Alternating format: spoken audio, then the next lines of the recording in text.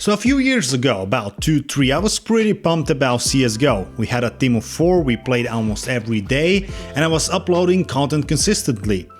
But then, due to some unfortunate events, I have to move and got a bunch of shit to deal with, so I stopped playing. I didn't really think about it much at the time, but I'd always remember how much fun I had playing that game. When it comes to the technical stuff, you know, when it comes to rank, the furthest I came was DMG in the matchmaking. We were playing on Faceit occasionally, but I have no idea how well or bad I did there. During the last few years, I haven't really played any other games too much. Occasionally I played some Call of Duty on my PC, but that was really rarely. So the first time I got back to CS, it felt a little bit weird, so to say.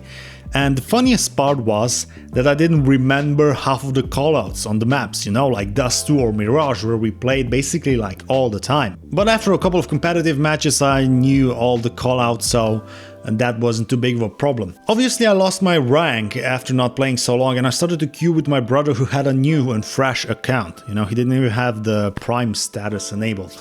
And after a few games, I was ranked Gold number 1, which was surprising. I thought for sure I'm gonna be placed in silver. Also, I'm not using any gaming gear. Nothing, not a mouse, not a keyboard, not headset, nothing. Because I basically sold every gaming piece of gear that I had, you know, because I didn't need it anymore. Except the PC. The PC is the same as it was when I stopped playing. I have the i5 processor, which is overclock, and a GTX 770. It's a few years old setup, but CS isn't really that demanding, so it runs without a problem, and the fact I have the K processor, it means I can overclock it and it's even that better. But what I'm looking at is 144Hz monitor, you know, because this PC can still handle that, you know.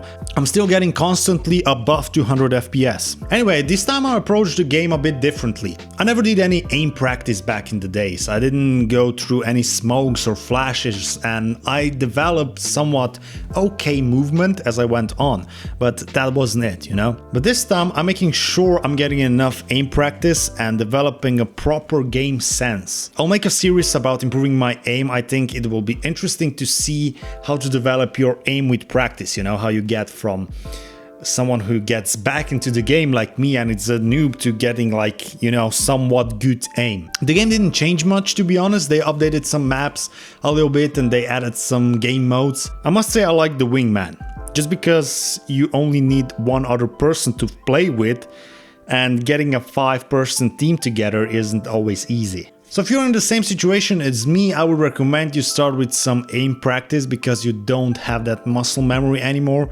You don't have anything programmed in your subconscious that you were doing wrong before. So it's a chance for you to have a fresh and better start at something you're already familiar with, if that makes any sense at all. Also, I think we shouldn't make excuses about gaming gear, you know, buy it as you go on and as much as you can afford. As of making this video, I'm still using my MX Master 2S mouse. You know, I just ordered a new gaming mouse, and yeah, I'd like 144Hz monitor, but there's no rush, you know. I can push my monitor to 75Hz and that's great. And I'm gonna stick with that for a while, and then I'm gonna upgrade. I'd say play some death matches so you remember the layout of the maps and callouts. YouTube is your best friend, you know, for all the tutorials and tips.